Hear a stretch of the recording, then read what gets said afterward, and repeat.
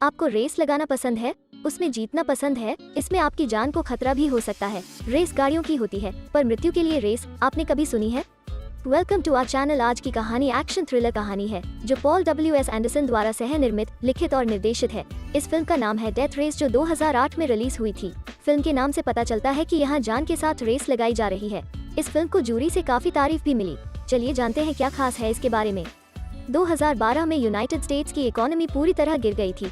इसके परिणाम स्वरूप यूनाइटेड स्टेट्स में बहुत ज्यादा बेरोजगारी, गुनहगार, कैदियों की संख्या और गलत चीजें बढ़ चुकी थी, जिस वजह से लोगों की जिंदगियों पर बहुत बुरा असर पड़ रहा था। पैसों की समस्याएं इतनी बढ़ गई थी कि लोगों का जीना मुश्किल हो गया था। तभी हम एक जेल देखते हैं जिसका नाम था टर्मिनल आइलैंड पेनिटेंशियरी, जिसकी वार्डन थी क्लेयर हेनेसी, जो वहां पर आयोजित किए जाने वाले एक कार रेस की मदद से बहुत पैसा कमा रही थी। साथ में गाड़ियों का अच्छा प्रदर्शन देखने को मिलता था। ऐसे ही एक बार रेस में फ्रैंकनस्टाइन नाम के एक मशहूर कार ड्राइवर ने अपने साथी केस के साथ रेस में हिस्सा लिया। एक दूसरा खिलाड़ी जो भी उस रेस में हिस्सा लेता है, फ्रैंक का डिफेंसिव सिस्टम्स फेल हो जाता है, जो फ्रैंक की कार को नष्ट कर देता है और वो मर जाता है। इस सब के बाद कहानी का अगला पड़ाव आया, जिसमें जेनसन एम्स नाम का आदमी एक स्टील मिल पर काम कर रहा था। जेनसन ने बाकी वर्कर्स की तरह शाम होते ही काम खत्म करके अपनी तनख्वाह ली और जाने लगा, पर काम की तुलना में तनख्वाह बहुत ही कम थी। फिर वहाँ अचानक से एक हादसा हो जाता है, तनाव बढ़ जाता है। बाकी सारे वर्कर्स चिल्लाने लगते हैं, शोर मचाने लगते हैं और शोर शराबे की वजह से सब लोग पागलों की तरह बर्ताव करते हैं। हम देखते हैं पुलिस वर्कर्स को मार रही है। यह सब देखकर जेनसन को भी बहुत गुस्सा आता है। जेनसन भी टूल लेकर पुलिस को मारने की कोशिश करता है।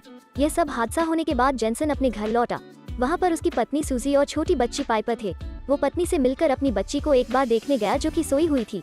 जेनसन अंदर अपनी बच्ची के कमरे में था और उसकी पत्नी बाहर थी। जैसे ही सूजी ने पीछे मुड़कर देखा, एक मास्क पहना हुआ आदमी वहाँ पर खड़ा था और उसने सूजी को जान से मार दिया। जेनसन बाहर आया और अपनी पत्नी की ओर दौड़ते हुए गया। सूजी के शरीर से निकलते खून को देख उसे कुछ समझ नहीं आ रहा था। जेनसन ने जैसे ही पीछे देखा, उसी अनजान आदमी ने आकर उसके आंखों पर स्प्रे मार दिया और चाकू उसके हाथ में थमा कर चला गया। वो आदमी जाते जाते एक जेस्चर कर रहा था, जैसे कि गन से उड़ाने वाली एक्टिंग। जेनसन बेहोशी में यह सब देख रहा था और जैसे ही उसे होश आया, उसके हाथ में एक खून से सना हुआ चाकू था और उसकी आंखों के सामने पुलिस खड़ी थी। जेनसन को कुछ भी समझ नहीं आ रहा था, पर पुलिस को ये लगा कि जेनसन ने ही अपनी पत्नी को मारा। उसे गिरफ्तार करके ले गए। 6 महीने के बाद जेनसन को टर्मिनल आइलैंड प्रिजन में भेजा गया। वहाँ का गार्ड एल्ड्रिच भी बहुत चालाक आदमी था। वो जेनसन पर जुल्म करता था, जैसे कि ठंडा पानी डालना, अच्छे से बर्ताव न करना। जेनसन को जिस कमरे में डाला गया था, वहाँ के कैदी भी उसके साथ बुरा बर्ताव करते थे। जेनसन को परेशान करने का एक भी मौका नहीं छोड़ते थे। जेनसन सब सह लेता था, जबकि उसकी कोई गलत नहीं थी। एक दिन जेनसन खाना खा रहा था, तभी वहाँ पचिनको नाम का दूसरा कैदी आया। जेनसन को शांति से खाते देखकर उसे दिक्कत हो रही थी। उसने जेनसन की थाली में थूक दिया। जेनसन को गुस्सा आ गया और वो उसी थाली से पचिनको को पीटने लगा। वहाँ पर हाथापाई हो रही थी। गार्ड ने आकर जेनसन को रोक दिया। उस प्रिजन की वार्डन क्लेयर हेनेसी ने जेनसन की पूरी जानकारी, जो एक फाइल में होती है, उसे अच्छे से पढ़ लिया था।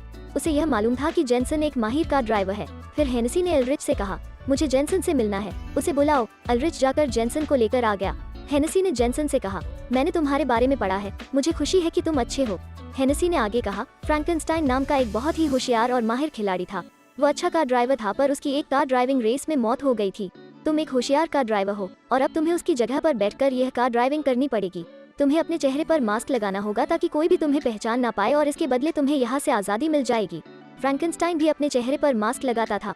फ्रैंकनस्टाइन के बहुत सारे फैंस थे। लोग उसे काफी पसंद भी करते थे, पर लोगों को यह पता नहीं होना चाहिए कि उनका एक दमदार खिलाड़ी मर चुका है।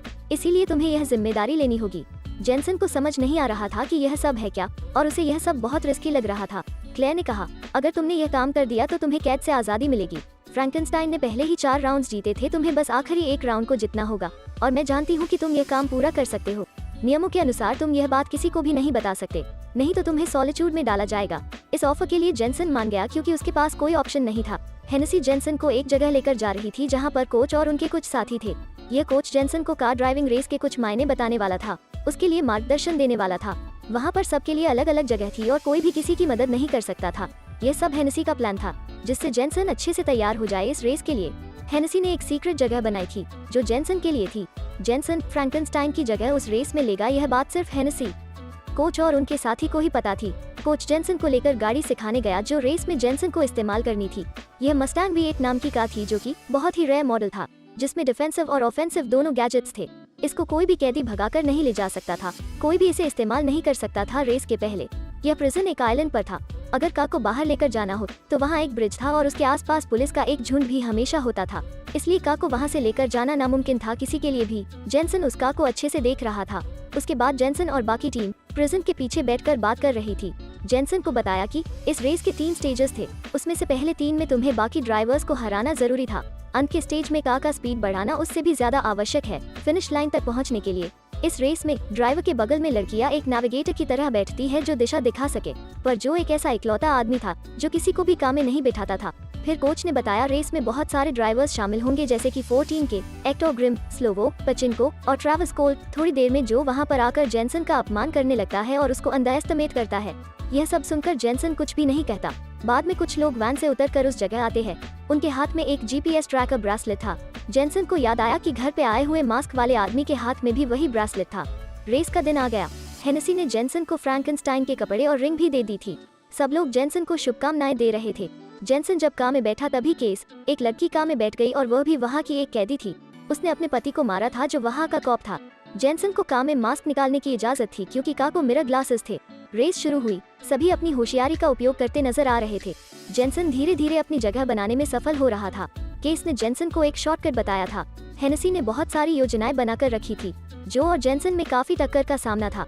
कार्स एक दूसरे पर जोर से टकरा रही थी, लेकिन फिर भी मुकाबला जारी रहा। रेस में आगे जाकर जो और जेनसन एक दूसरे को टक्कर देने लगे, पर तभी जेनसन की नजर पचिनको पर गई। वो पचिनको ही था जिसका गन से उड़ाने वाला जेस्चर जेनसन को याद आया, जो जेस्चर उस मास्क वाले आदमी का था जिसने सूजी को मारा था।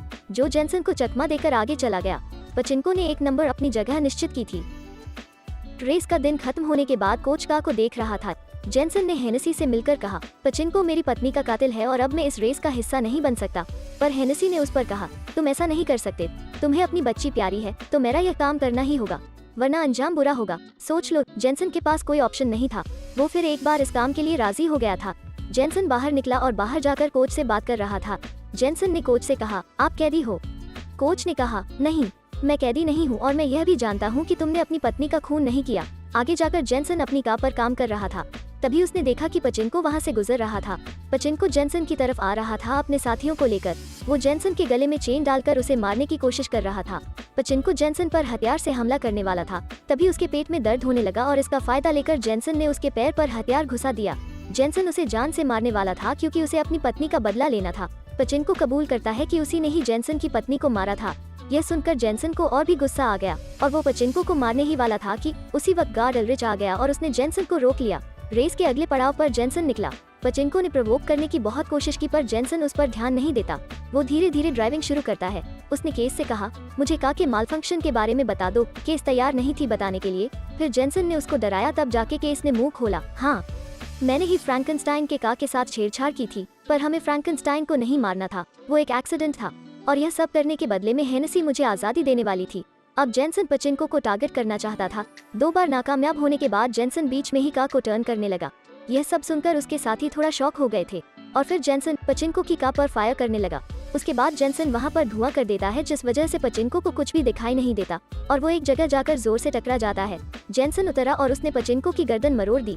इस सब के बीच जो ने अपना नेविगेटर बदल दिया था।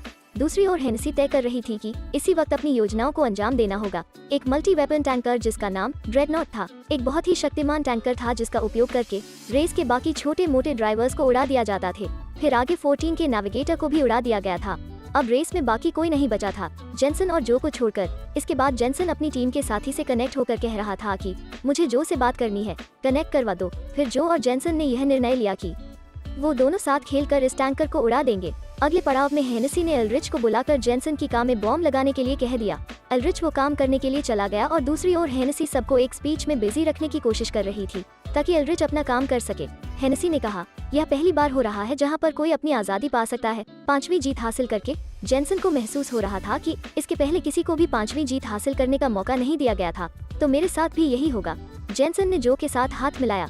जेनसन रेस के लिए तैयार हो गया था। तभी वहाँ पर हेनेसी आकर उसे कहती है, यह तुम्हारे रिलीज पेपर्स है, पर अब मेरे पास एक नया ऑफर है जिसमें तुम्हें आगे से फ्रैंक की जगह को कायम रखना होगा और आगे जाकर वही मास्क पहनकर फ्रैंकनस्टाइन का काम करना होगा। अगर यहाँ पर रहोगे तो तुम्हारे लिए अच्छा ही होगा। वैसे भी तुम अपनी बच्ची को मिल नहीं पा रहे हो, तो उसे संभालने की तुम्हारे सामने कोई दुविधा नहीं है। जेनसन जवाब दिए बिना निकल जाता है। वो कार में बैठता है। तभी केस उससे कहती है कि मेरी हेनेसी से बात हुई और उसने मुझे कहा कि जेनसन जीतने वाला हो तो उसे रोक लेना, जीतने मत देना। जेनसन परेशान नहीं होता, कार शुरू करता है। रेस में अब बहुत बड़ी टक्कर थी। हेनेसी और एल्ड्रिच अपने प्लान को अंजाम देने की कोशिश कर रहे थे। इन सब के बीच में बहुत सारा हंगामा हो रहा था, आग लग रही थी। इन सब का फायदा उठा के बीच में हेनेसी ने बॉम्ब को एक्टिवेट करने की कोशिश की थी, लेकिन बटन दबाने पर कुछ भी नहीं होता क्योंकि कोच और उनके साथियों ने पहले ही गाड़ी में से बॉम्ब को निकाल दिया था। इसके बाद भी वो हंगामा रुक नहीं रहा था, पर अब जेनसन को एक बहुत बड़ा कदम उठाना था। जेनसन की कार एक कंस्ट्रक्शन से निकल रही थी। वो अपनी जगह पर केस को बिठाकर गाड़ी से कूद जाता है, पर यह बात किसी को पता नहीं चलती। पुलिस उस कार के पीछे लग गई थी। जैसे ही केस कुछ मील दूर कार को लेकर गई, पुलिस ने उसे घेर लिया। उसने फ्रैंकनस्टाइन का मास्क और कपड़े पहने हुए थे, इसलिए कोई भी उसे पहचान नहीं पा रहा था, क्योंकि फ्रैंकनस्टाइन की आइडेंटिटी किसी को भी पता नहीं थी। दूसरी ओर जो भी कार से कूदा और अब जो और जेनसन एक ट्रेन में बैठकर दूर चले गए। प्रिजन ऑफिस में एल्ड्रिच हेनेसी को जीत की खुशी में शुभकामनाएं दे रहा था और बाहर से एक प्रेजेंट लेकर आया। हेनेसी ने जैसे ही उसे खोला, उसमें एक बॉम्ब था जो एल्ड्रिच ने ही जेनसन की कार में लगाया था, और तभी वो बॉम्ब फट गया। वो बॉम्ब इसीलिए फटा था क्योंकि प्रिजन ऑफिस के बाहर खड़े कोच ने बॉम्ब का बटन दबाया था। 6 महीने बाद मेक्सिको में जो और जेनसन ने अपना एक गैराज शुरू किया और खुशी से साथ रहने लगे थे। जेनसन को अपनी बेटी की कस्टडी भी मिल गई थी और केस भी जेनसन को मिलने आई थी। जो और जेनसन की दोस्ती अब गहरी हुई थी। हर कहानी का अंत अलग अलग होता है, पर अगर अंत अच्छा हो और सच्चे व्यक्ति के पक्ष में हो तो बहुत अच्छा लगता है। जेनसन की होशियारी के बारे में आपका क्या ख्याल है? हेनेसी की सोच पर आपको गुस्सा आ रहा है ना? इन सब सवालों के ऊपर आपकी राय कमेंट बॉक्स में जरूर लिखें। इस वीडियो को ज्यादा से ज्यादा शेयर और लाइक करें और चैनल को सब्सक्राइब करना ना भूलें, ताकि नई कहानियाँ आप मिस ना करें। आपसे फिर मुलाकात होगी, तब तक के लिए अपना ध्यान रखें। Good bye.